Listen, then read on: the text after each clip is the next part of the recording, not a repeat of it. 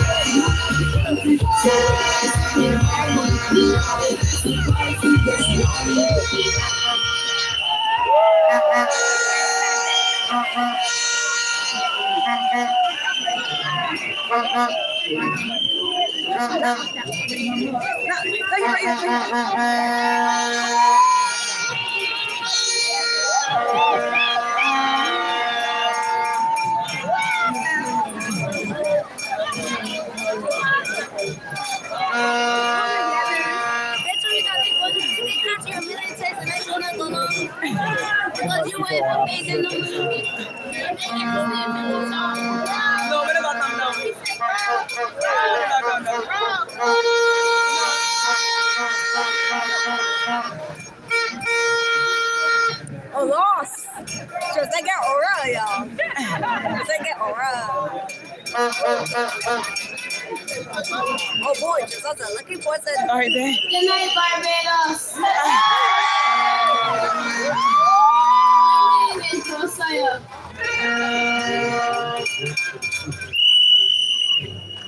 I want you to vote for the future and children of Barbados.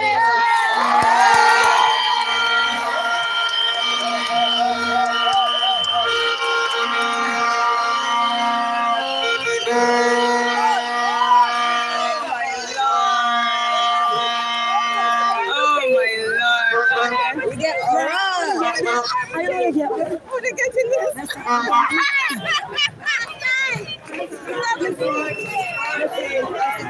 Young Josiah.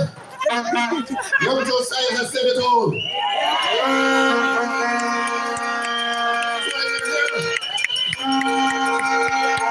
That's why we're here. This is not about us. This is about Josiah.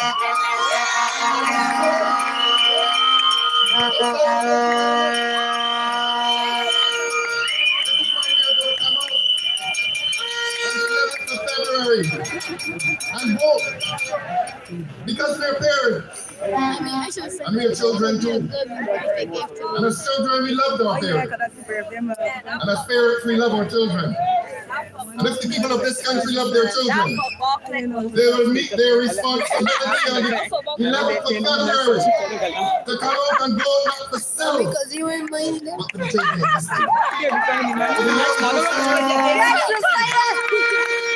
Good night. Good night to all of Barbados. Good night to Christ Church. And good night to Christ Church South.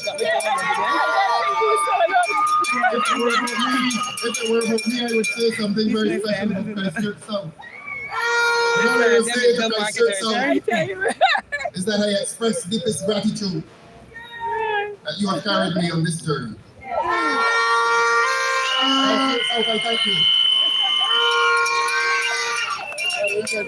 Democratic Labour Party. You know that I gave you some fish and everything. You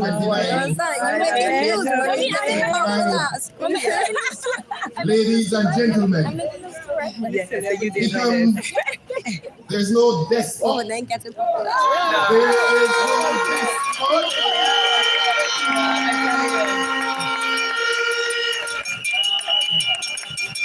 When the West Indies team was at its greatest, they were playing together. When this Democratic Labour Party was at its greatest, it was working together. And this Democratic Labour Party is now together again.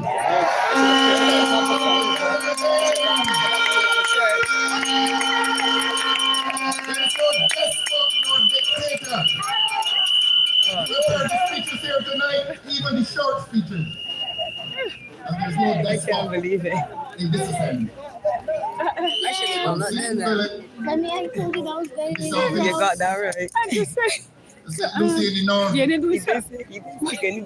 other end, my son, my brother, they row. They row.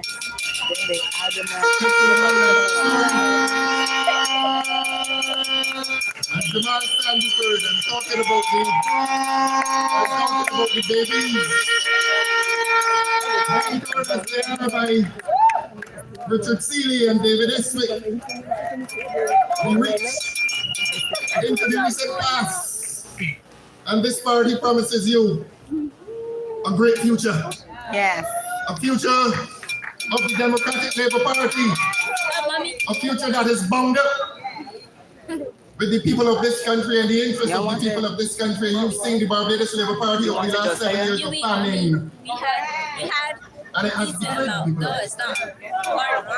And in his third beatitude, in his Sermon on the Mount, Christ said, Mommy, you got send that to blessed me. are the meek, Mommy, for they shall inherit the earth. Mommy, send that to me on The political endeavor in this country can never begin unless those of us who claim to be politicians will begin by speaking for the poor in this country. And that is what this Democratic Labour Party is about.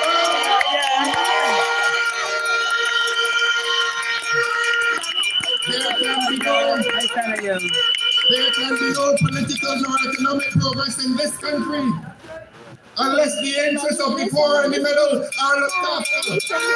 Blessed are the meek. It is this Democratic Labour Party's intention that the meek shall inherit this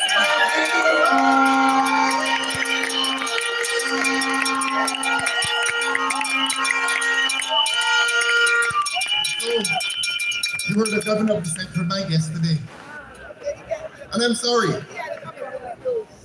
He will have to decide whether he is a politician or the governor.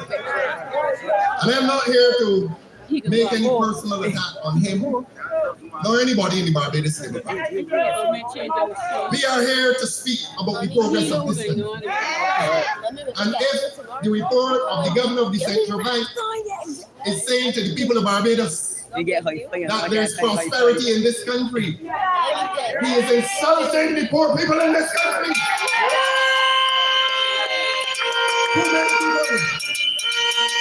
It is an insult to come and tell the people of this country that this is a growing economy, growing for whom, and that there's great wealth for whom.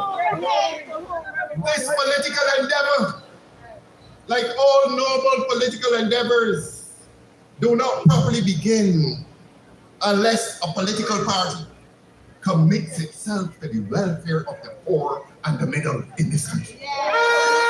And that is the mandate of this Democratic Labour Party. That is the mandate of this renewed Democratic Labour Party. And you would have heard me say renewed, because there was someone on this sacred spot before I came here. And there was someone on this sacred spot before all 30 of us came here. And we never come to this point unless we acknowledge our forefathers, unless we acknowledge those who went before us. And I was listening to one of the speakers tonight, I think it was Brother Andrew came, and he spoke about the party that gave this country the pride and dignity of independence. And who are we to mount this platform and not to acknowledge the name of Errol Walton Barrow?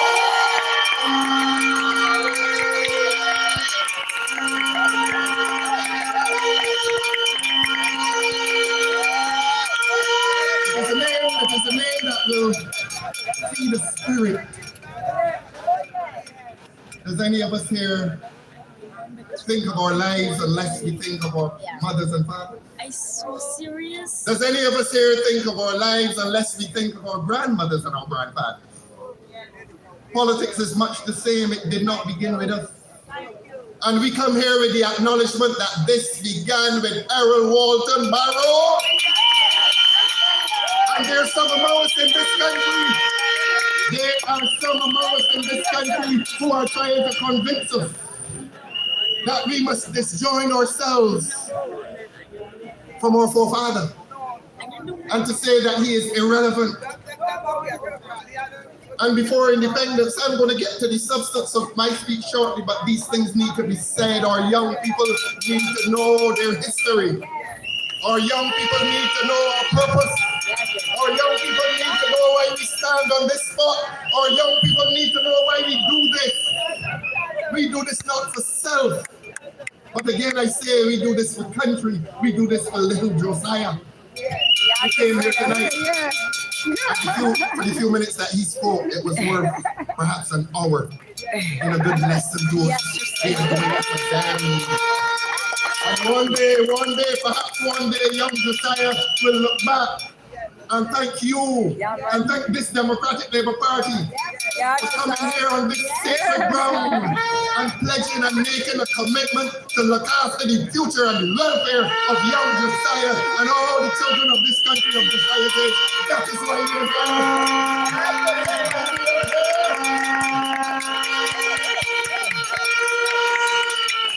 over the last 7 years of famine, the Barbados Labour Party has betrayed this country. Blessed are the meek. Blessed are those of us who they describe as the meek, and we are the meek. For they, we who are the meek, shall inherit this Barbadian earth. That is the pledge and the commitment of these 30 persons who you see sitting and standing before you. That there shall be no political nor economic justice until poor people in Barbados feel that they belong in this country. And we've had a government, by its many policies, that has demonstrated to you that your lives are irrelevant, that you must live on the margins of society, that there's no place for you except the congregating crowds and dance and to be entertained. And that has not been our purpose tonight. This Democratic Labour Party is a serious party of substance.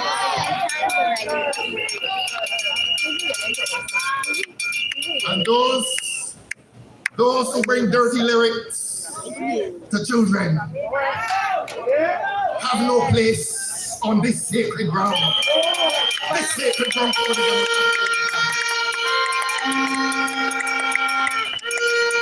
This is the Democratic Labour Party at its very best. We bring a message, we bring substance to the people of Barbados. We don't bring vulgarity. We don't bring children out at night to abuse them with vulgarity and profanity. We bring our children, our little children, into our midst to make them a part of history, the history that is made here tonight of a Democratic Labour Party returning to a place of political preeminence in this country. So tonight, let me pause and thank Chairman Dr. Wickham, Chairman Janine Butcher, and the other Master of Ceremonies, Sue. All beautiful people, all beautiful human beings, and this is a place of beautiful people. The people of the Democratic Labour Party, the people of this country who love freedom and democracy and justice. This is a congregation of those who love freedom, but recognize that over the last 7 years of famine, we have lost our freedom. Tonight we come here to reclaim it. Yes. Tonight we come here to send a message to the we come to reclaim our freedom tonight. And so in reclaiming our freedom, my mission tonight is a simple mission, but it runs deep. We have come to articulate a few policies for the future of this country. Now, we have walked around and we have canvassed. We have canvassed houses, gone into rum shops, hairdressing salons. Yeah. And we have listened to the people of this country. And having listened to the people of this country, we have gone to our experts. And we have become something of mediators between the people and the experts, the economists and the sociologists and the historians and the political scientists. But no voice has been greater than the voice, the collective voice of the people of this country. The people of this country who have endured hardship. over the last 7 years. And again, I send a message to the governor. Governor! You never know. The middle and the poor in this country are enduring hardship. And I say we, the Democratic Labour Party's voice, is the representative voice of those who endure hardship in this country, and that's why we're here tonight. We're here to send a message. Governor, never come to the people of this country in January of 2026 and tell them that they're living in an economy that is prosperous. That is an insult to the intelligence of the people of this country. Josiah is an insult to you. And that is the difference between macro and micro. There's something called macro in which you look at the larger picture. And that larger picture obscures the hardship that is behind that larger picture. And they tell you about debt to GDP ratio. When you go to the supermarket, the cashier ever asks you for debt to GDP ratio? And all these fancy terms and the borrowing of millions of dollars that have not reached the poor and the middle in this country. Where's the money? Where's the money? Where's the money? Governor, where are the loans?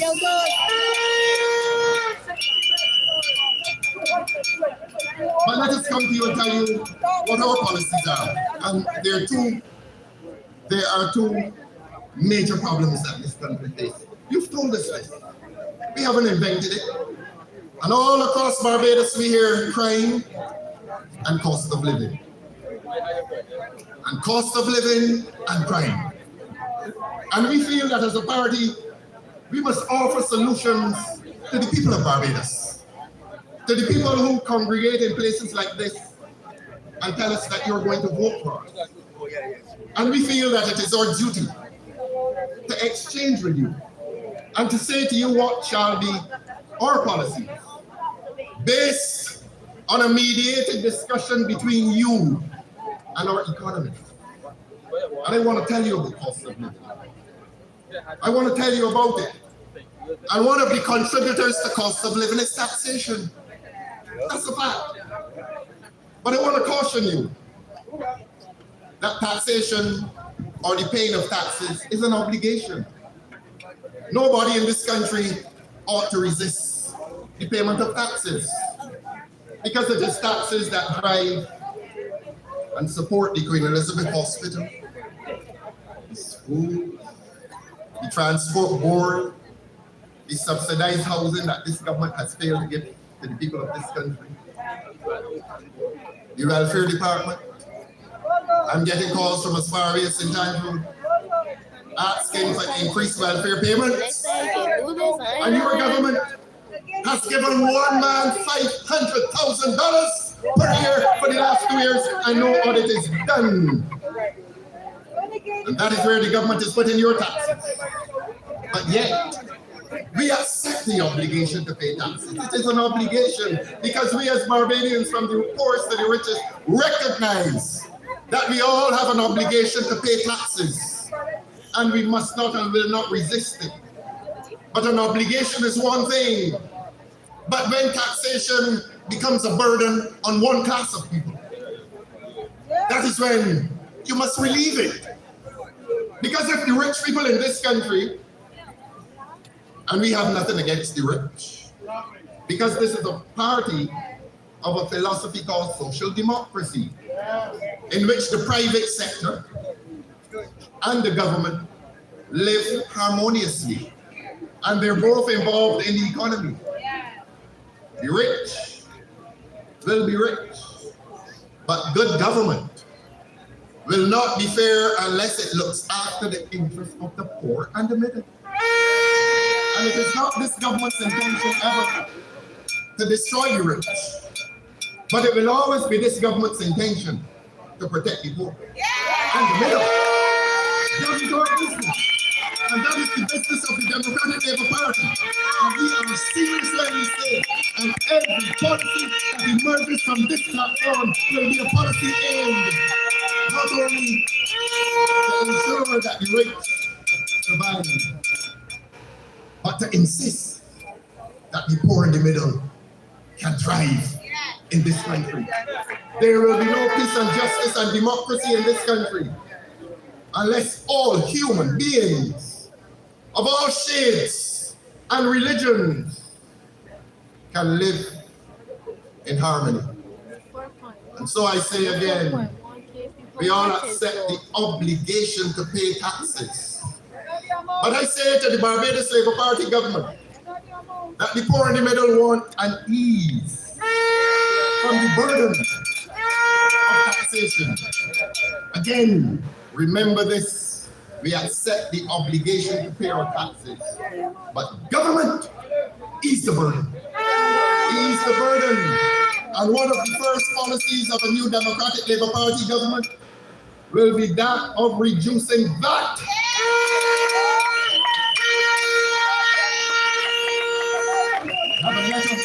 I have a letter to Governor again. Governor, dear Governor, we are writing a letter to him tonight in response to the letter that he wrote to the rich yesterday, in telling the rich that Barbados is prosperous. Oistins, is Barbados prosperous for you tonight? Barbados, Oistins, are your lives of prosperity tonight? Are you feeling the pain, Oistins? Are you feeling the pain, Barbados? Let us write a letter to the governor, dear Governor. The people of this country are enduring hardship. And if you come to us and tell us that it is bad policy to reduce VAT and to ease the burden of VAT, Governor, we reply to you tonight, dear Governor, and we say to you that we in the Democratic Labour Party resist your argument, and we in the first budget presented by this great Democratic Labour Party will reduce VAT and take it back to 15%. Dear Governor, because it seems that the Prime Minister is silent on this matter. And all the Prime Minister told you a few days ago is that she is going to bring measures to promote social and economic resilience. I'm going to repeat it. In response to the cries of these people to ease, in response to the cries of the people of Barbados to ease the burden of VAT, your dear Prime Minister said, and I quote, there will be policies to promote social and economic resilience. Now, if I brought young Josiah up here and asked him what that meant, and if I asked Josiah's mother or grandmother what that meant, nobody knows. But that is the language of a Prime Minister. The language of a Prime Minister that is always uttered to confuse people and to distort reality. We're not here about confusion, we speak in plain language. And we say to you that in this Democratic Labour Party's first budget, we will reduce VAT and it will go back to the 15%. And we recognize that even the payment of that 15%, although it may present a burden, it becomes a part of our collective obligation to ensure that the Transport Board will run again. It becomes a part of our obligation to ensure that the Queen Elizabeth Hospital will work again. It becomes a part of our obligation to ensure that the schools in this country will become schools once again. It becomes a part of our obligation to ensure that and subsidized housing will return to the people of this country.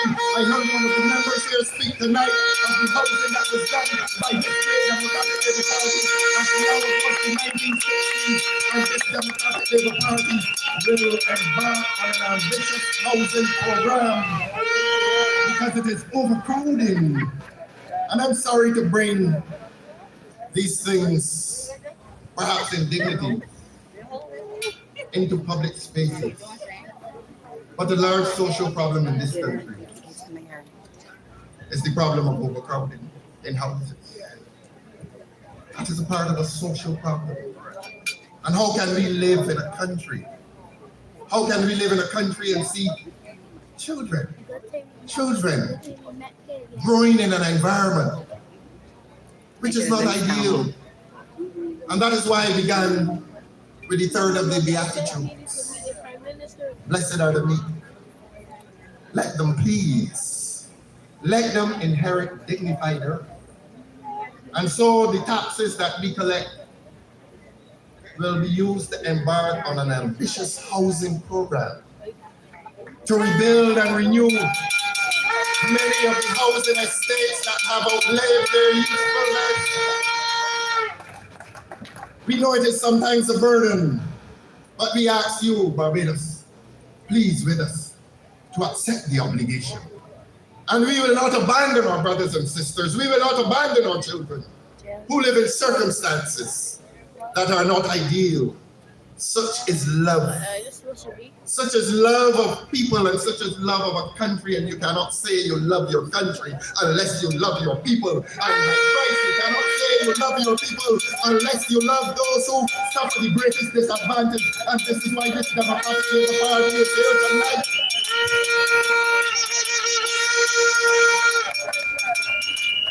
To ensure that those who are poor and those in the middle can live lives of dignity.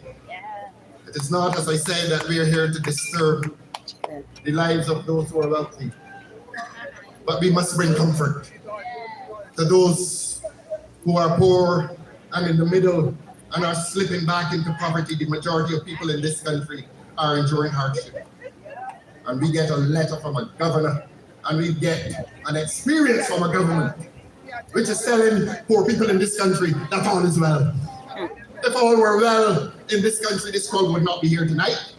We have come here, this crowd has come here, this crowd has come here that the government has done. That is why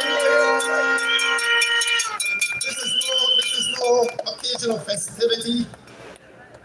We didn't bring any entertainer from wherever they come from, Jamaica. We came in political communion. We came to speak of our hardship. That is why we're here. And you came to hear the promise. And not only a promise, but you came to hear the commitment that these 29 plus me will make to you, the people of Barbados.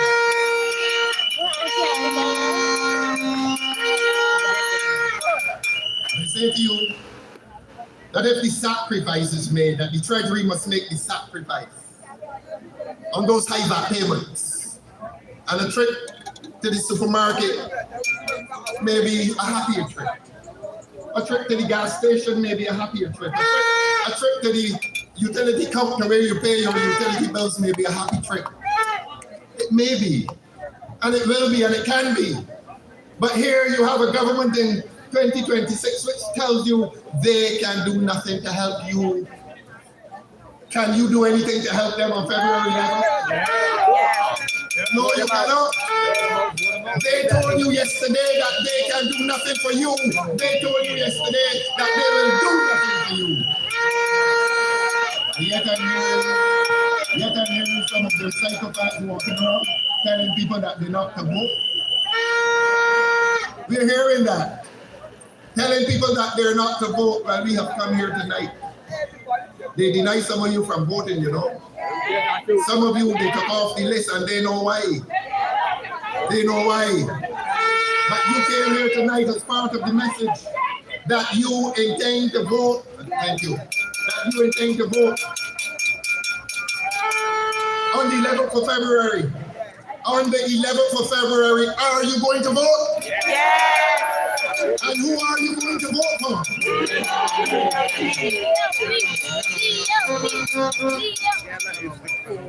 We've heard a lot about the sewage tax. Let's talk policy tonight. Let's talk policy. Let us come to you with how a government should work. And let us come and tell you how a government should work, not only for the rich, but also for the poor and the middle. And give me 2 minutes more of your time to tell you that your government, that they believe the people in Barbados love them so much. Your government passed a law last year for the sake of people who own villas, 8 and 9-story villas, and increase the concessions to them. And you know what is a concession? A concession is a forgiveness on the payment of tax. In other words, when a government gives a concession to a person, it is saying, I know that we can collect this tax from you, but we forgive you. And this government has spent the last 7 years of famine forgiving the rich in their obligation to pay taxes. And when it comes to those in the poor in the middle, it has become a burden. And this Democratic Labour Party tonight is here to ease the burden. And you have told us in large numbers, that you feel burdened, by the sewage tax. While we acknowledge the obligation to pay tax, we're not here to fool anybody. A government must collect taxes. And a government must collect enough taxes to finance the social services. And if we came here to lie to you, we would come here and give expansive stories about the abolition of this tax and that tax. That is not our way. Our slogan has been that we are honest voices for the people. And we will remain honest voices for the people. And those of you who have complained about the sewage tax, we have listened. And we propose to cut that sewage tax by half.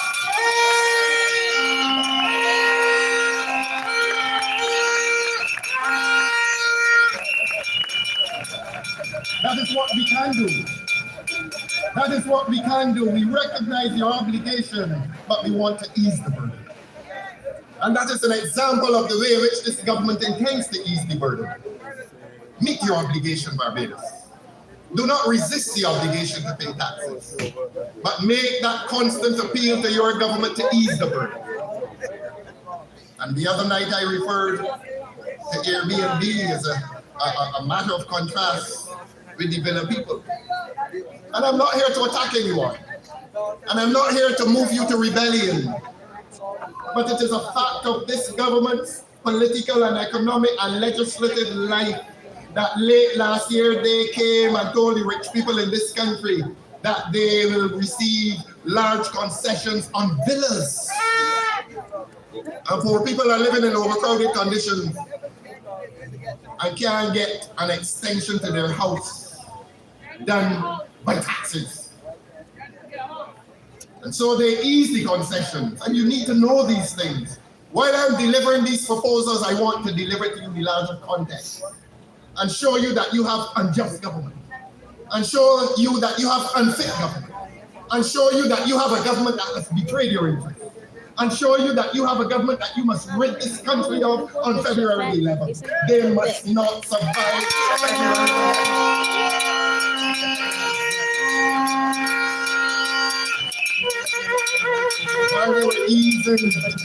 While they were easing the owners of the obligation to pay taxes, they turned to people with Airbnb.